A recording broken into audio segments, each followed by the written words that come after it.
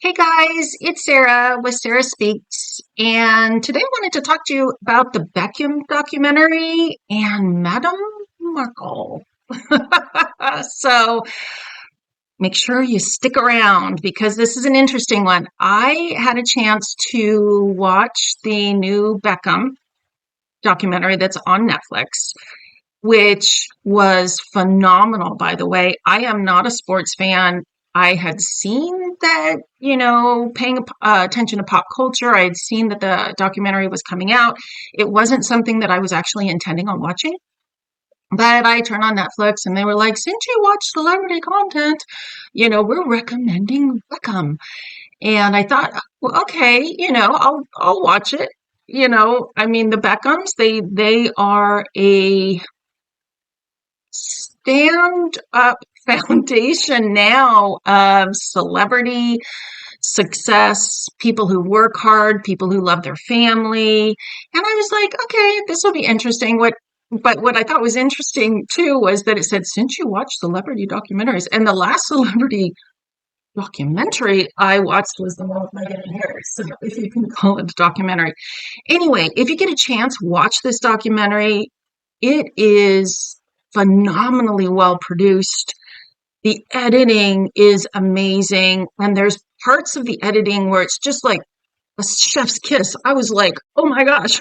so, um, but there was old footage, new footage, interviews, and you forget how big this couple was in the 90s. And obviously, as they've grown through the years, they have taken missteps through the years, but they've always recovered. And one thing you really figure out is they love England. They love their country. They love their family. And it is really a refreshing thing to see within this documentary. Now, what I did notice was, when it said it was director and all that was Fisher Stevens, I was like, wait a minute, Fisher Stevens is a really it's ringing bells in my memory. And then I realized he was the one he dated Michelle Pfeiffer years and years ago. So he's been around a really, really long time. But he did a phenomenal job in this documentary. And it really hit home to me the missteps and messiness that Meghan Markle made while she was in the royal family. She said she wasn't supported. She had a framework of support, at least that's what it looked like.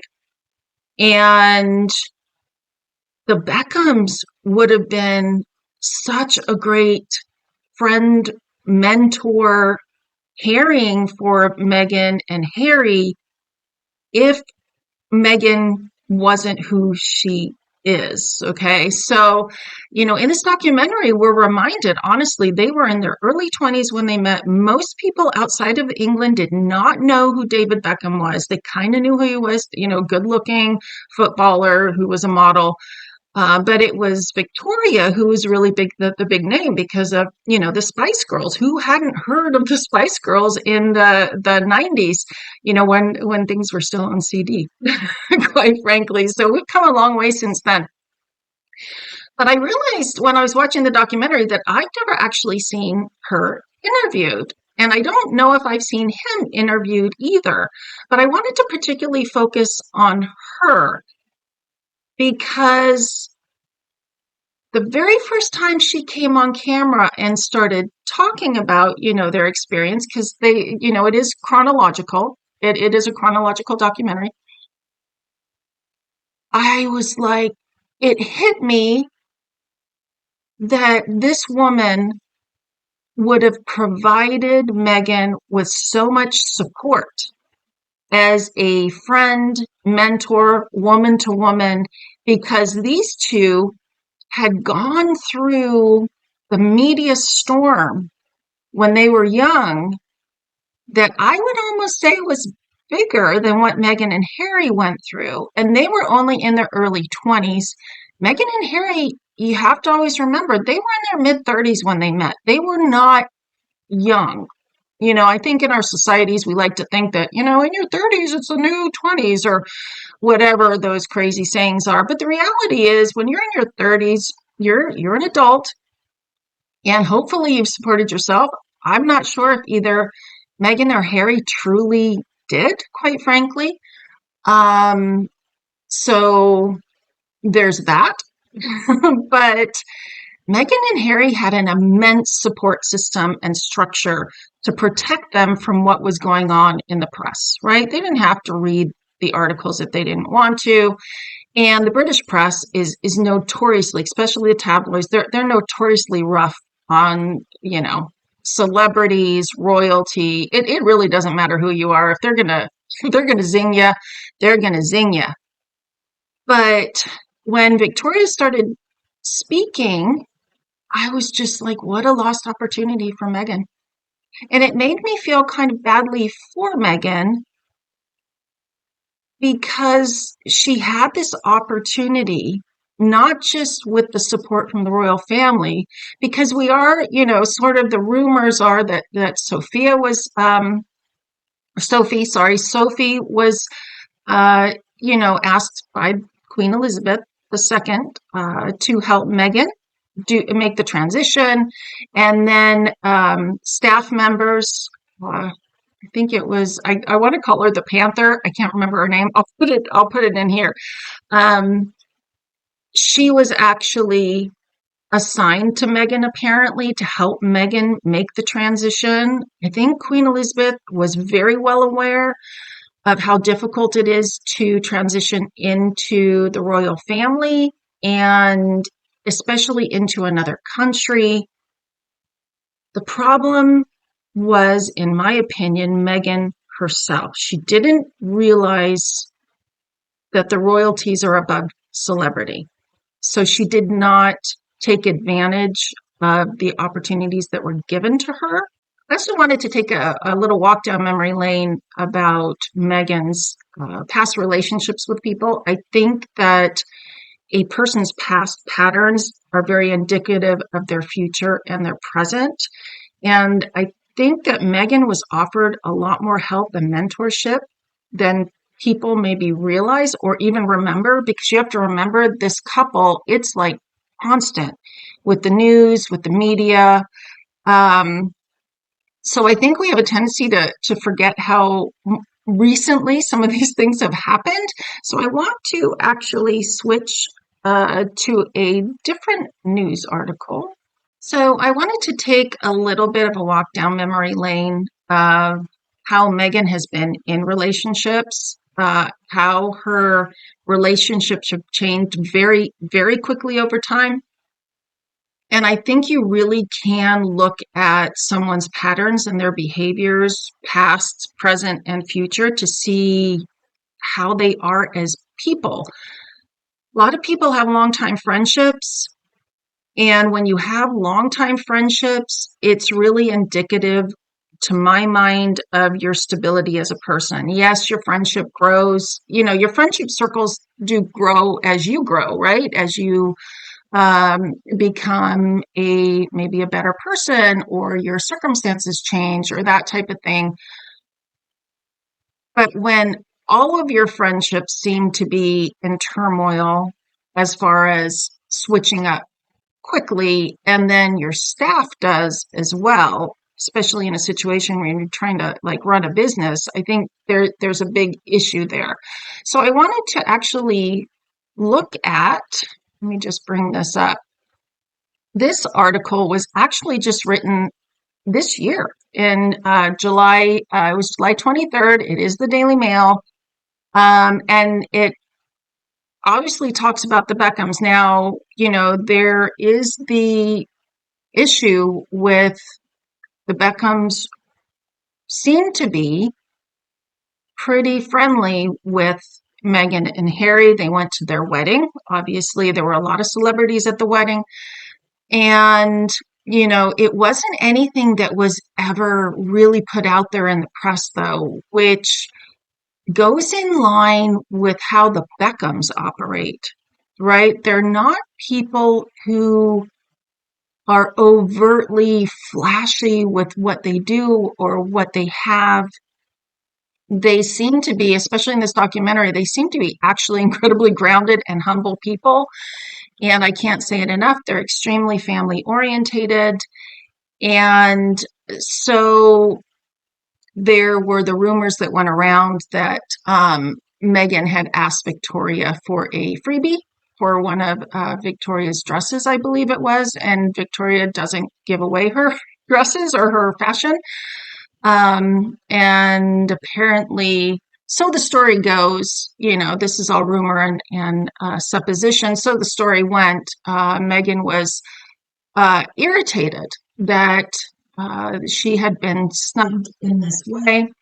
Later on, the phone call between Harry and David Beckham took place, and Harry apparently accused Victoria of leaking stories to the press about Meghan. And after you watch this Beckham documentary, you get the impression that this woman wouldn't leak stories about anybody to anyone. Because she's lived it. She's known it. What she went through with some of the Manchester United fans, where she was up close in the stands, personal, when they were yelling pretty horrible things about her, is pretty much far worse than getting booed at the Queen's Jubilee, quite frankly. So she's lived it, she knows it, and you get the feeling that she really is about girl power, right? All of the Spice Girls, right? They're all women now, but they really lived it. They believe it. And that they really do believe that women should support women. So you get the feeling that this woman wouldn't be leaking stories to the press. My personal opinion, Meghan's insecurities lead her to not being able to sustain friendships with powerful, stable women. That's what I'm going to say about that. But so this particular story is interesting because, like I said, it really takes a walk down memory lane of the relationships that Meghan and Harry have really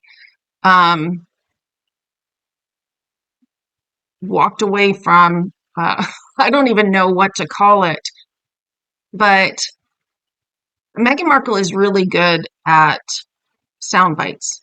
She is good at PR. I believe in giving people credit for credit. Credit for credit is due. And the level she was at, the actress level she was a working actress, which is incredibly difficult. You're having to market yourself all the time. She was not a stranger to calling the paparazzi for herself if they even wanted to take her photo.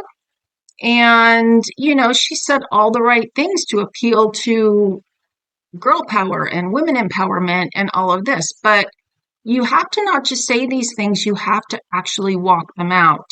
And I think that's the dissonance between what Meghan says and what she does is not many people, or at least it doesn't look like she walks it out. Like the turnover in her staff is a big indicator of that. A lot of the staff are women and they're not staying for more than a year. If you're a good employer, as I've said in a previous video, your staff is going to stay with you, especially if you are a good woman employer and you have empowered your women staff to become better and you are creating an inclusive and a really great environment for them to work in. If you're not doing that, they're going to be gone, especially if they are successful in their own right. So this particular article does actually focus on the Beckhams, but it was interesting. I thought it was really interesting that the writer actually pointed out that Victoria and David, or David and Victoria, whichever you want to say it, were guests at Prince Harry's wedding, but last year when their son Brooklyn got married to a extremely successful family, let's just put it that way, wealthy. Again, there's all those threads between these people within this wealthy, powerful set. Neither Meghan or Harry were invited to that wedding, which shows you right there where everything stands. So we've known for a while that there's been issues between these, an issue. Well, I don't want to say issues because I think David and Victoria, from what I saw in the documentary, they don't have issues with people. They see people for who they are, and they either choose to be associated with people or they don't. And from what it looked like to me, they're the types of people that would choose not to be associated with Meghan Markle and by extension, Harry, right? Because Harry and Meghan are like this. They're very intertwined with each other. But I thought it was pretty interesting. Um, let's just scroll down here.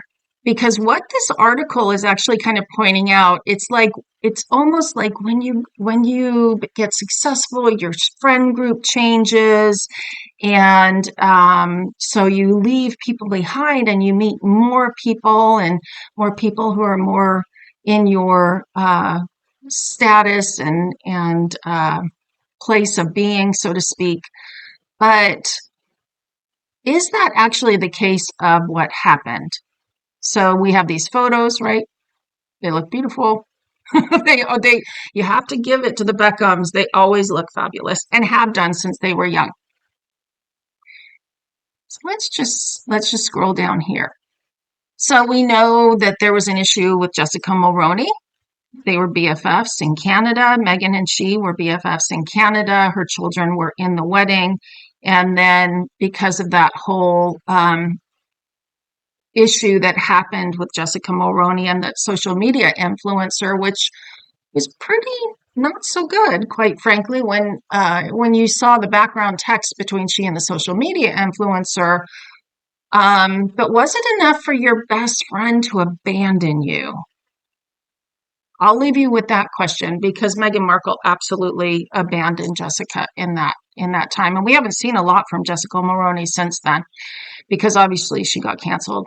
Um, so this is the leaked story. This is about the phone call that I talked about earlier, as far as the Meghan and Harry accusing or telling David. I mean, it wasn't even Meghan approaching Victoria, right? As adults, if you have an issue with someone, you don't do it through your spouse. You tell your spouse, talk to your spouse about it. Hopefully, your spouse is going to be pretty level headed and go, well, maybe you can look at it a different way, or let's explore this a little bit before and maybe that would have happened. But you don't go, husband, you need to talk to their husband. You go to the person yourself. Is it scary? Yeah, it is. It's nerve-wracking when you approach a friend like that. But if you have a solid friendship, your friendship will survive it. It will. That's not what happened here. Harry was the one stepped in, thought he was the knight in shining armor, apparently. At least that's what my thought would be. And basically accused Victoria of leaking stories. And like I said, from what I saw in that documentary, mm-mm. So So this article continues that Meghan has simply moved on from the Beckham friendship. Again, I don't think that's what happened. I think the Beckhams either want to associate with good, solid people or they don't. And my opinion, Meghan is not a good, solid person. So, Meghan has simply moved on to Victoria. And remember, this was only in July. Victoria Jackson, cosmetics tycoon. We haven't heard anything about Victoria Jackson recently either.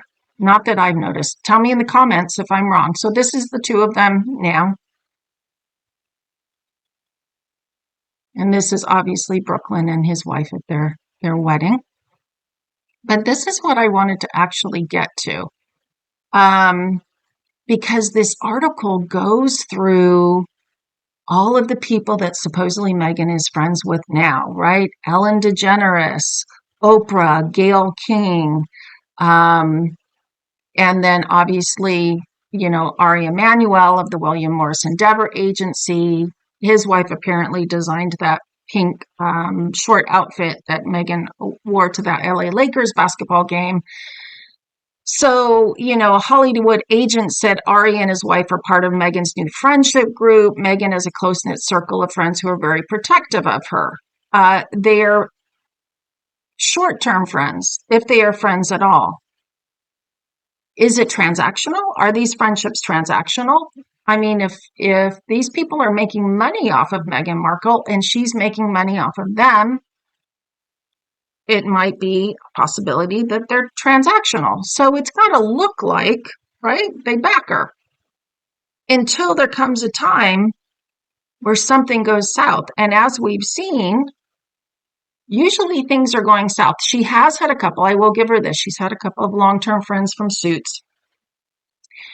Gloria Steinem, supposedly they talk regularly. I'm not sure if Gloria would have much to do with after this New York City thing, but it was the political set that I wanted to get to as well. So these are her Suits friends, Sarah Rafferty and Abigail Spencer, who are apparently still friends with her. So this article is kind of a puff piece and not at the same time. It's really sort of fascinating.